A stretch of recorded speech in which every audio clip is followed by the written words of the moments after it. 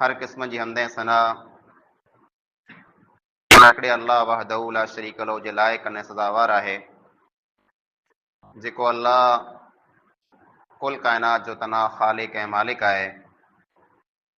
अल्लाह ताला जी मुख़्तसर हमद खां बाद बेशुमार लातादाद दुरूद ऐं सलाम नाज़िल थिए अमूमन तमाम अंबिया अलैहिमुस्सलातु वस्सलाम मथे, ख़ुसूसन पंहिंजे आख़िरी पैगंबर जनाब मुहम्मद मुस्तफ़ा अहमद मुजतबा सल्लल्लाहु अलैहि वसल्लम मथे अल्लाहुम्मा सल्लि व बारिक व सल्लिम अलैहि। हाज़रीन जुमा, बुजुर्गो, नौजवान साथियों,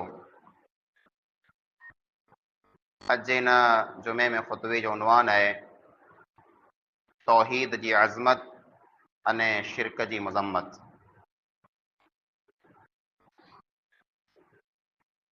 तौहीद अल्लाह रब्बुल आलमीन जी नेमत मां मिणी कथा वॾी नेमत है।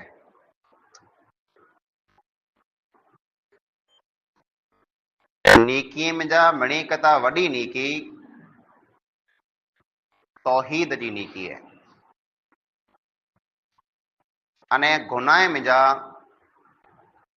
मिणी खां वॾो गुनाह जेको है शिरक जो गुनाह है। पां मणे अल्हम्दुलिल्लाह तौहीद वारा आहियूं ने ये अल्लाह रब्बुल आलमीन जो पां मथे ख़ास एहसान है, फज़ल है जे पां हर किस्म जे शिरक खां बचल आहियूं। तंहिं हूंदे तौहीद जी ॻाल्हि थी थी, तौहीद मथे खुतबो ॾेवा जे तो तंहिंजो कारण ई है जे पंहिंजो ईमान गमे एतिरो मज़बूत वे, पंहिंजो तौहीद गमे एतिरो मज़बूत वे, पण पांखे इन वस्तु नो गाफ़िल न थियो खपे कि पंहिंजी ज़िंदगीअ में क्या नो शिरक अची वञे। पां तौहीद वारा आहियूं अने शिरक इंशा अल्लाह की न कंदासीं, पण इहा दिल जेको है ये अल्लाह रब्बुल आलमीन जे हथ में है। इन दिल के अल्लाह ताला जीअं खपे ईअं बदलाए छॾे थो। पां इब्राहिम अलैहिस्सलाम जो नालो सो हूंदो, इब्राहिम जड़ा जलील पैगंबर, लगा हो नबी वीडियो को अने लाइक रसूल, करिएगा और चैनल को सब्सक्राइब करिएगा। तो इंशाल्लाह फिर मुलाकात होगी, जंहिं दुआ में याद रखिएगा। इन अस्सलामु जी अलैकुम सॼी ज़िंदगी वरहमतुल्लाहि वबरकातुहू। तौहीद लाइ करे क़ुर्बानियूं ॾिनियूं, तौहीद लाइ करे आग में दाख़िल थी विया, मुल्क ने वतन के छॾे हलिया विया, जंहिं बुतें के तोड़ियो अने झोरियो उहे इब्राहिम अलैहिस्सलाम दुआ घुरें था वजनुबनी व बनिय अन नअबुदल असनाम। ऐ अल्लाह, तूं मूंखे अने मुंहिंजी औलाद खे बुतें जी इबादत खां बचा। उहो इब्राहिम जेको पिंड बुत जोड़ींदो हुए, तोड़ींदो हुए, उहो इब्राहिम जेको तौहीद लाइ करे पिंड जी जान ॾियण लाइ करे तैयार हुए, तंहिं हूंदे पण अल्लाह ताला वटां इहा दुआ घुरे चए अल्लाह मूंखे अने मुंहिंजी औलाद खे तूं शिरक खां बचा। तौहीद जहिड़ी नेमत, अज़ीम नेमत पांखे मिलई है, इन अज़ीम नेमत जी कदर करणी अने इन जी हिफ़ाज़त करणी, बचाए रखणी, ये पंहिंजी मिणी कता वॾी ज़िम्मेदारी है।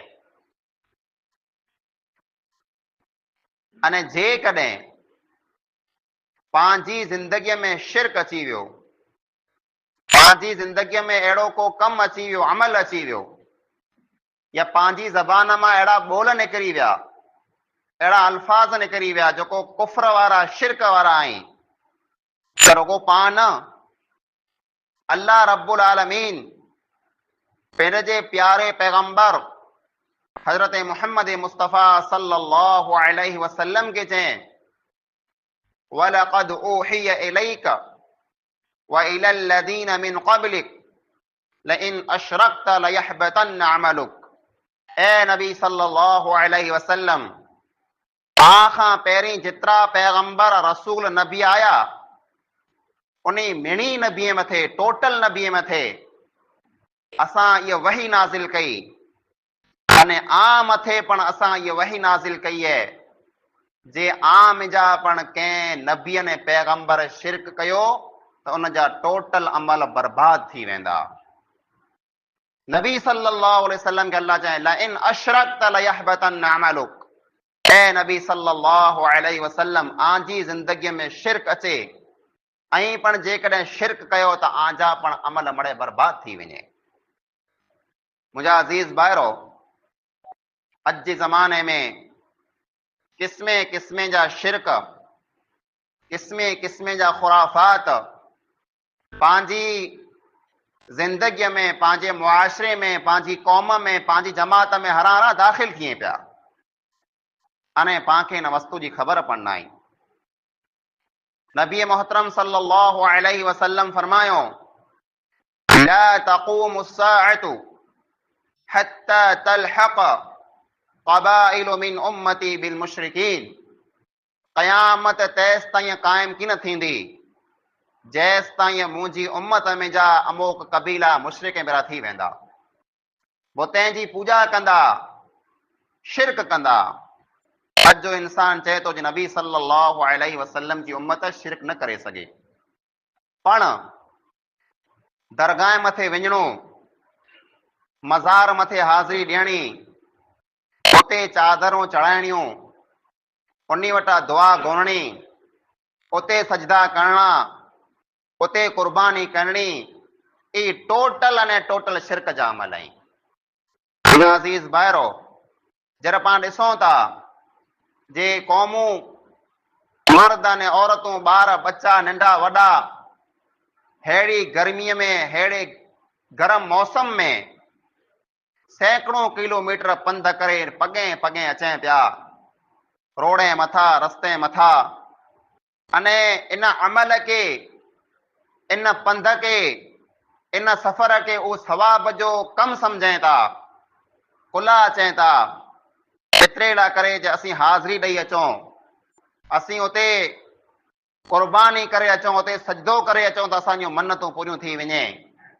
एतिरे लाइ करे थिए थो जे उन वटि तौहीद न आहे, उन खे तौहीद जी सुञाण न आहे, उहो शिरक जे कम खे नीके जो कमु सम्झा वेठा आहिनि। इहा हालत जॾहिं पाण ॾिसूं था रोडे रस्ते मथे, तेरा ज़बान में जा हिकिड़ो अख़र निकिरे थो जो अल्हम्दुलिल्लाह, ऐं अल्लाह तुंहिंजो असां मथे एहसान आहे, फज़ल आहे जे तो असांखे शिरक खां बचाए, तो असांखे तौहीद जहिड़ी नेमत नसीब कई आहे।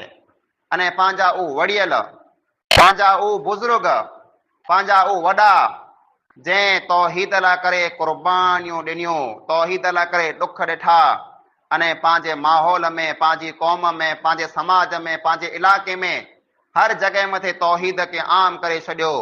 उन लाइ करे पण दुआऊं निकिरे थियूं जे मौलाना अब्दुर्रहीम पच्छमी रहमहुल्लाह जंहिं हिन मुल्क में, हिन इलाइक़े में, हिन जमात खे क़ाइमु कयो, शिरक जी पाड़ कढी छॾई, तौहीद जे वण खे पोखे छॾियो, अल्लाह रब्बुल आलमीन उन जी क़बर खे नूर से भरे, अल्लाह ताला उन खे जन्नतुल फिरदौस में आला मक़ाम अता फरमाए। मुंहिंजा अज़ीज़ भाइरो, पाण वटि जेकॾहिं तौहीद आहे त ई तौहीद ख़ाली पाण पिंड सूदी न रखूं, कई पंहिंजा दोस्त अहिड़ा हूंदा, कई पंहिंजा कुटुंब कबीले वारा, ख़ानदान वारा, सुञाण वारा अहिड़ा हूंदा जंहिं वटि तौहीद न आहे, उहो शिरक में ॿुॾा पिया आहिनि, उन वटि क़िस्मे क़िस्मे जूं बिदअतूं ऐं खुराफात ऐं शिरक जा अमल ऐं कम आहिनि।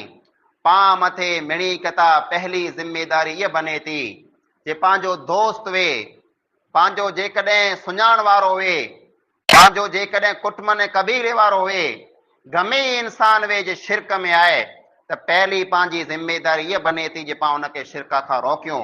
उहो अहिड़ी जॻह मथे वेंदो वे जंहिं जॻह मथे शिरक थींदा वे, शिरक जा अमल थींदा वे, जंहिं जॻह मथे क़बरें खे सजदा थींदा वे, त पंहिंजी पहली ज़िम्मेदारी इहा बने थी जो उन इंसान खे पाण इन वस्तु खां रोकियूं। मुंहिंजा अज़ीज़ भाइरो, अने सम्झाइण लाइ करे पाण वटि दलीलूं हुअणियूं खपे, सम्झाइण लाइ करे पाण पिंड वटि सम्झ हुअणी खपे जे सामने इंसान खे जेको दरगाह मथे वञे थो, जेको मज़ार मथे वञे थो क़ुर्बानी करे ला करे, मिन्नत मञे ला करे, सजदो करे ला करे, पाण उनखे सम्झायूं जे मुंहिंजा अज़ीज़ भाउ, इस्लाम जंहिं दीन खे पाण मञूं था, जंहिं दीन जो पाण कलमो पढ़ूं था, जंहिं नबी सल्लल्लाहु अलैहि वसल्लम के पाण नबी मञूं था, उन नबी सल्लल्लाहु अलैहि वसल्लम पिन जे आख़िरी ॾींहं में, आख़िरी टाइम में जहिड़ा दुनिया खे छॾे न विया ते उन टाणे जेको नसीहतूं कयूं हो, जेको ॻाल्हियूं चयो हो, जेको कलिमात ने अल्फाज़ पिन जी मुबारक ज़बान मां अदा कयूं हो, उन में जा हिकिड़ा अखर ई पढ़वा लअनतुल्लाहि अलल यहूद वन नसारा इत्तखदू क़ुबूर अंबियाइहिम मसाजिदा। अल्लाह ताला जी लानत वे यहूदीअ मथे, ईसाईअ मथे लानत कुला हुए एतिरे ला करे जे उन इंसान पिन जी नबीअ जी क़बर खे सजदा कयूं। नबी अने रसूल जेकॾहिं हुए त उन जी क़बर खे पण सजदो करणु जाइज़ न आहे। अने जेको सजदो करे थो उन इंसान मथे नबी सल्लल्लाहु अलैहि वसल्लम लानत कयो आहे। नबी मोहतरम सल्लल्लाहु अलैहि वसल्लम वेठा हुआ, हिकिड़ा साहबी कैस बिन साद रज़ी अल्लाह ताला अन्हु अचनि था, इराक के विया हुआ, इराक मां पाछा वरिया, उते हीरा हिकिड़ी जॻह जो नालो आहे, उतां जरा पाछा आया त नबी सल्लल्लाहु अलैहि वसल्लम खे चवनि था, ए अल्लाह जा रसूल सल्लल्लाहु अलैहि वसल्लम, आऊं मक़ाम हीरा वियो होसि, इराक में हिकिड़ी जॻह आहे, उते जा जेको माण्हू आहिनि उहो पिन जे बादशाह खे सजदो कयूं था, उते जा माण्हू पिन जे बादशाह खे सजदो कयूं था। ए नबी सल्लल्लाहु अलैहि वसल्लम, ऐं वधारे हक़दार आहियो जे असीं आंखे सजदो कयूं कुला, ऐं अल्लाह जा नबी आहियो, अल्लाह जा रसूल आहियो, आंजी शान ऊंची आहे, उते हिकिड़ो दुनिया जो बादशाह आहे, ऐं त रसूल ने पैगंबर आहियो, ऐं वधारे हक़दार आहियो जे असीं आंखे सजदो कयूं। उन साहबीअ जर इहा ॻाल्हि चए त नबी सल्लल्लाहु अलैहि वसल्लम फरमायो, अरअयत लौ कुंत मररत बिक़बरी अतस्जुदु लहू, जे ए इंसान, ए मुंहिंजा साहबीअ, कुरो आऊं दुनिया मां वेंदो रहां, दुनिया खे छॾे न हलियो वञा, पोइ मुंहिंजी क़बर बने, उन क़बर मथां तूं मटने त कुरो मुंहिंजी क़बर खे सजदो कने? त उहो साहबी चवनि था, ला या रसूल अल्लाह सल्लल्लाहु अलैहि वसल्लम, ए अल्लाह जा नबी सल्लल्लाहु अलैहि वसल्लम, असीं आंजी क़बर खे सजदो कीन कंदासीं। साहबा किराम जी तरबियत अहिड़ी हुई, उन खे ख़बर हुई क़बर गमे तंहिंजी वे, गमे न वलीअ जी ने पैगंबर जी वे, बुज़ुर्ग जी वे, पर उनखे सजदो करणु जाइज़ न आहे। सजदो करणो सिर्फ़ु अने सिर्फ़ु अल्लाह रब्बुल आलमीन खे जाइज़ आहे, तंहिंखां सवाइ ॿिए कंहिंखे पण जाइज़ न आहे। पोइ नबी सल्लल्लाहु अलैहि वसल्लम फरमायो, जेकॾहिं आऊं कंहिंखे सजदो करे जो हुकुम ॾियां जे अल्लाह खां सवाइ सजदो कयो, त आऊं औरत खे हुकुम ॾियां जे पिन जे धणीअ खे सजदो करे, जे उन जा एतिरा वॾा हक़ आहिनि, पण अल्लाह खां सवाइ ॿिए कंहिंखे पण सजदो करणु जाइज़ न आहे। मुंहिंजा अज़ीज़ भाइरो, इन इस्लाम दीन खे मञे वारा, इन कलमे के पढ़े वारा, जंहिं कलमे में अल्लाह रब्बुल आलमीन फरमाए ला इलाहा इल्लल्लाह, कलमो पां पढ़ो था, कलमो मड़े मुसलमान पढ़े था, पर मुसलमान खे इहा ख़बर न आहे जे कलमे जो माना कहिड़ो आहे, कलमे जो मतिलबु कहिड़ो आहे। पहिरीं अल्लाह ताला जो जेको फरमान ला इलाहा, को पण माबूद न आहे, को माबूद न आहे जंहिंखे सजदो थिए, जंहिं वटां दुआऊं मङो, जंहिं वटि वञो, जंहिं वटां घुरो, अहिड़ो को पण न आहे, इल्लल्लाह, हिकिड़ो अल्लाह आहे, ॿियो केरु न आहे। गमे ई वली वे, गमे ई बुज़ुर्ग वे, गमे ई पैगंबर वे, कंहिं वटां पण मङणो, कंहिंखे पण सजदो करणो, कंहिं वटां दुआ मङणी, कंहिं अॻियां झोली फैलाइणी, अल्लाह खां सवाइ ॿिए कंहिं ला करे पण जाइज़ न आहे। हिकिड़े अल्लाह खे पाण सजदो करे सघूं था।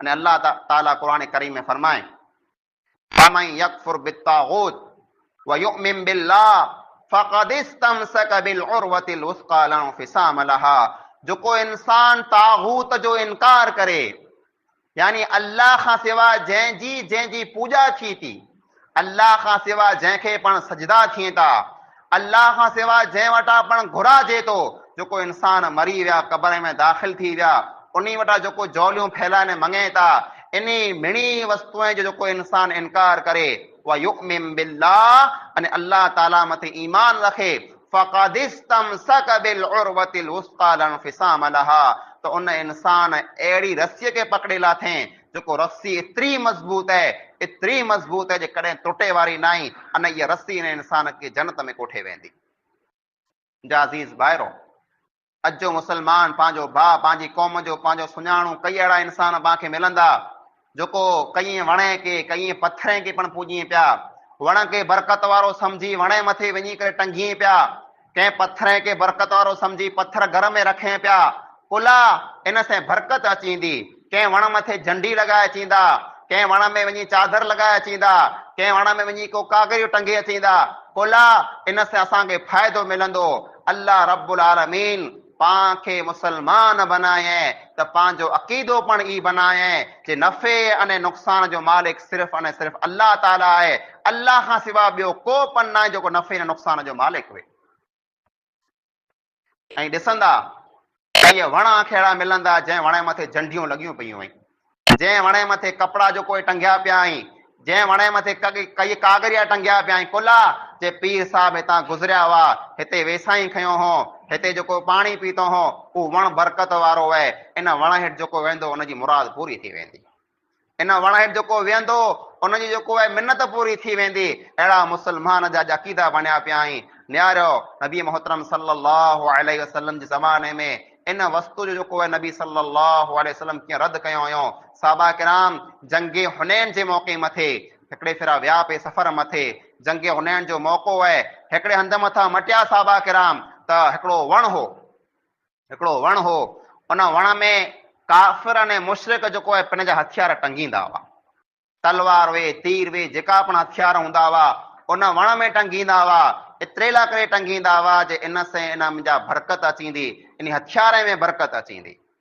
साहबा किराम जेको नवा मुसलमान थिया हुआ, अञा इस्लाम खे मुकमल सम्झिया कि न हुआ, उन साहबा किराम नबी अकरम सल्लल्लाहु अलैहि वसल्लम के अची करे चयो, या रसूल अल्लाह सल्लल्लाहु अलैहि वसल्लम इजअल लना ज़ात अनवातिन कमा लहुम ज़ात अनवा। ए अल्लाह जा नबी सल्लल्लाहु अलैहि वसल्लम असांखे पण हिकिड़ो अहिड़ो वण बनाए ॾियो जहिड़ो वण इन काफ़िरनि ऐं मुशरिकनि जो आहे। जीअं ई हथियार टंगिए था असीं पण उन वण में हथियार टंगियूं त असांजे हथियार में बरकत अचे। नबी अकरम सल्लल्लाहु अलैहि वसल्लम अल्लाहु अकबर। ऐं कहिड़ी ॻाल्हि कयो था, ऐं त ईअं सम्झी रहियो जे अल्लाह खां सिवा ॿिए कंहिंखे माबूद बनाए था आहियां। बरकत ॾियण वारो अल्लाह ताला आहे, इन हथियार खे तेज़ करे वारो अल्लाह ताला आहे। अल्लाह खां सिवा कंहिं वण में कंहिं पत्थर में को पण बरकत न आहे। अने उमर बिन ख़त्ताब रज़ी अल्लाह ताला अन हजरे असवद, जे हजरे असवद के जेको हज न उमरे मथे वञे था ॾिसे था चुमीए था, इहे हजरे असवद जन्नत जो पत्थर आहे। दुनिया में गमे अहिड़ा पत्थर वे, दुनिया जो गमे अहिड़ो क़ीमती पत्थर वे, पर मिणी कता वधारे क़ीमती पत्थर जेको धरती मथे आहे उहो हजरे असवद आहे, जन्नत जो पत्थर आहे। इन कता वधारे बरकत वारो, इन कता वधारे बहितर ने क़ीमती पत्थर को पण न आहे। इन पत्थर के उमर बिन ख़त्ताब रज़ी अल्लाह ताला अन्हु चुमे था अने पोइ चए था, इन्नी लअअलमु अन्नका हजर ला तनफउ वला तदुर। ए कारा पत्थर, मूंखे इहा ख़बर है तूं हिकिड़ो पत्थर आहीं, न कंहिंखे नफ़ो ॾेई सघे थो न कंहिंजो नुक़सान करे सघे थो। अने पोइ फरमायो, लौ ला रअयतु रसूल अल्लाह सल्लल्लाहु अलैहि वसल्लम कान युक़ब्बिलुक मा क़ब्बलतुक। जेकॾहिं आउं नबी सल्लल्लाहु अलैहि वसल्लम के न ॾिसां जे तोखे मिठियूं ॾिने तोखे चुमियो त आउं पण न चुमां। आउं तोखे एतिरे लाइ करे नथो चुमां जे तूं नफ़े नुक़सान जो मालिक आहीं, मुंहिंजो कंहिंखे नफ़ो कर त मूंखे नुक़सान खां बचा। आउं तोखे एतिरे लाइ करे चुमां थो जे मूं मुंहिंजे पैगंबर के मुंहिंजे नबीअ खे ॾिठो जे तोखे चुमियो थिए, एतिरे लाइ करे उन सुन्नत मथे अमल करे आउं तोखे चुमां थो। यानी जन्नत जो पत्थर जेको आहे उहो पण कंहिं इंसान खे नफ़ो नुक़सान नथो ॾेई सघे। नफ़े नुक़सान जो मालिक अल्लाह ताला आहे। त अॼु कंहिं क़बर मथां, अॼु कंहिं दरगाह मथां, अॼु कंहिं मज़ार मथां पां पत्थर खणी अचूं, पां मिटी खणी अचूं, वणे जा पन पां तोड़े अचूं अने पां सम्झो इन से मुंहिंजे घर में बरकत अचे, मूंखे फ़ाइदो मिले, ऐं नुक़सान खां बची वञा। न, पंहिंजो अक़ीदो ग़लति आहे। नफ़े नुक़सान जो मालिक अल्लाह रब्बुल आलमीन आहे। अल्लाह खां सवाइ ॿियो को पण नफ़े नुक़सान जो मालिक न आहे। अने ई पां वटि अक़ीदो आहे जे अल्लाह खां सवाइ ॿियो को पण नफ़े नुक़सान जो मालिक न आहे। पर मुंहिंजा अज़ीज़ भाइरो, ईद ऐं अक़ीदो पंहिंजी औलाद खे सिखाए वञो। कुला अॼु जो जेको नौजवान आहे अॼु जेको नंढी छात आहे नई नस्ल जेको आहे उनजी हालत ई आहे जे उनखे अक़ीदे जी कीअं पण परवाह न आहे। दोस्त भेरा हलिया वञे, हिनजे संगत भेरा हलिया वञे, केॾा वञो था, जहाजी मेड़े खे फिरेला वञो था। अने कई पंहिंजा भाउ कई बिरादर पाण खे अहिड़ा मिलंदा उन मेड़े मथे वञी करे उते जेको आहे से दुकान लॻाए वेठा आहीं। कई पाण खे अहिड़ा मिलंदा जेको उते वञी करे कमाई कई पिया। मुंहिंजा अज़ीज़ भाइरो पंहिंजी कमाई भले हलाल हुए पर अहिड़ी जॻह मथे वञिणो जंहिं मथे अल्लाह रब्बुल आलमीन जी नाफ़रमानी थींदी हुए, जिते शिरक थींदो हुए, उन जॻह खे कॾहिं पण रौनक न ॾियो, उन जॻह मथे कॾहिं न वञो। पब्लिक वधे थी, माण्हू सम्झे त हीअ सची ॻाल्हि आहे, न अहिड़ी जॻह नो ई पासो कयो। बल्कि नबी करीम सल्लल्लाहु अलैहि वसल्लम जे ज़माने में हिकिड़ो सहाबी अल्लाह जे नबी सल्लल्लाहु अलैहि वसल्लम वटि अची करे चए थो, ए नबी सल्लल्लाहु अलैहि वसल्लम, हिकिड़ी जॻह आहे जंहिं जॻह जो नालो भुआना आहे।